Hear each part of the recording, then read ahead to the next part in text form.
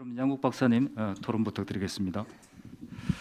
시간이 너무 많이 지쳐서 제가 빨리 말씀을 드려야 될 것 같은데 사실 그렇습니다. 지금 5개 발표를 제가 다 지금 토론을 드린다는 게 뭐 사실 그 가능은 합니다만은 시간상 물리적으로 불가능해서 좀 핵심적인 부분만 뽑아서 말씀드리겠습니다.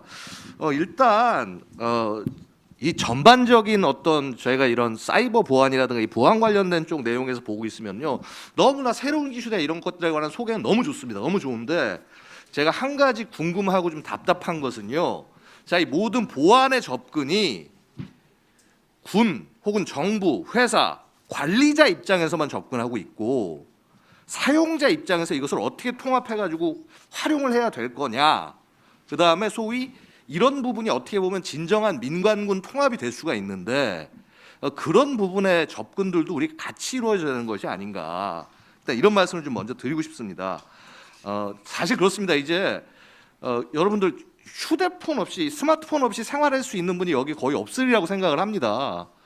그럼 뭐냐면요, 이제 인간 안보 자체가, 사이버 안보가 인간 안보와 이제 거의 동일해지는 그런 세상이 도달을 했습니다.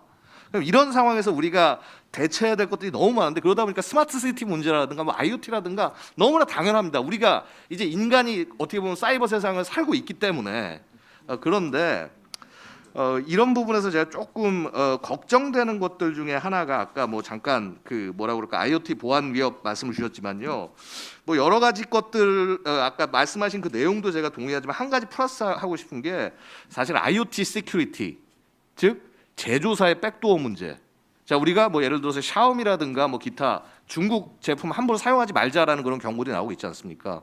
바로 이런 부분에 있어서 그럼 누가 도대체 어떻게 확인을 할 거냐, 사용자가 이것을 어떻게 내가 써야 되는데 이거 누가 인증을 해주거나 보완을 해주거나 혹은 그 제조사가 그런 걸 집어넣었다고 하더라도 그거를 무력화시킬 수 있는 어떤 그런 수단이야, 이거 누가 도대체 누가 어떤 노력을 통해서 개발을 할 거냐, 그런 주체에 대한 노력들 같은 것들, 사실 이게 훨씬 더 저는 더 우리에게 필요한 것이 아닌가라고 생각이 되고요. 자, 그다음에 뭐 이런 어떤 보안이나 이런 것들 지금 굉장히 아까 중요한 말씀을 해주셨는데, 로그 반드시 남겨야 된다는 말씀 정말 100% 동의합니다. 그다음에 어떤 그런 데이터들 같은 걸 바탕으로 해서 해야 된다. 근데 중요한 것은 그런 있던 데이터나 로그에 얼만큼 예를 들어서 그 뭐라고 그럴까, 정확하게 진실되게 제대로 이것을 기록을 하고 보존을 할 거냐. 그다음에 그렇게 접속하고 하는 과정에서 우리 액티브 엑스와 같은 그런 대참사가 일어나지 혹시 않을까라고 하는 그런 사용자 불편의 문제를 반드시 같이 끌고 가야 돼요. 왜냐하면 이게 사회적 엄청난 비용으로 올라가면 안 되는 측면이 있기 때문에 그 말씀을 좀 드리고 싶고요. 그 다음에 이제 사실은 제가 좀 되게 뭐라고 그럴까, 지금 우리가 여기서 해야 될 것은요, 이런 부분인 것 같습니다. 아까 드론 말씀 굉장히 잘 들었습니다. 굉장히 재밌는 접근이고요. 사실 이제 지금 UAS, 그러니까 이제 무인 항공기 말씀을 많이 주셨지만, 이제 앞으로 모든 체계들이 무인화되고 자동화됨에 따라서 이제 지상이라든가 혹은 뭐 해상이라든가 여러 가지 수단들이 다 바뀔 겁니다. 그런 부분에 대한 어떤 사실 통제를 탈취당하는 문제라든가 그런 문제들이 더 실질적으로 커지지 않을까 생각이 됩니다.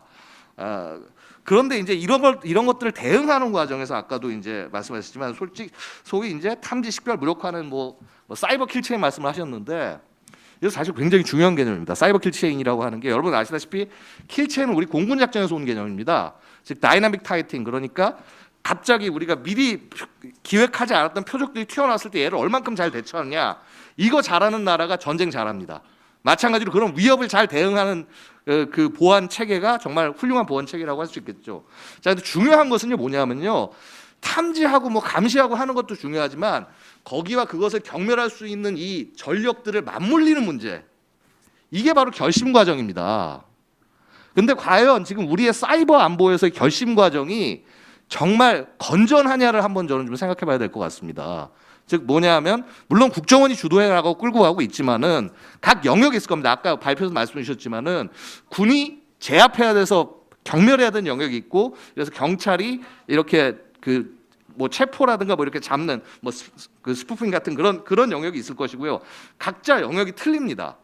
근데 이런 부분들을 과연 통합적으로 어떻게 접근하고 구조화가 제대로 돼 있냐, 과연 킬체인 작전을 수행할 때 막 그 지휘부에서 딱 이렇게 나눠주듯이 그런 식으로 체계적으로 가고 있냐에 대한 질문들을 드리고 싶다는 것입니다.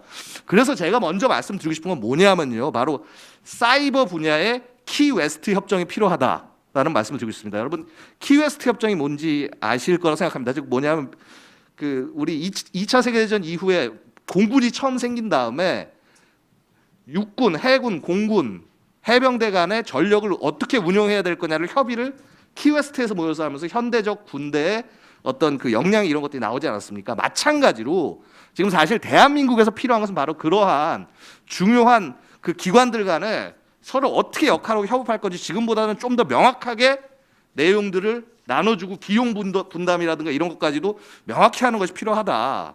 왜냐하면 여태까지는 어찌 보면 국정원에서 주로 이제 그 예산이나 이런 것들을 많이 써가면서 끌고 갔기 때문에 거기에 매달렸지만 이런 식으로 접근해서는 안 된다. 각 그 정부 기관들이 이제 자신들이 스스로 출자를 하고 더 많은 노력을 기울여야 된다. 이런 말씀을 드리고 싶습니다.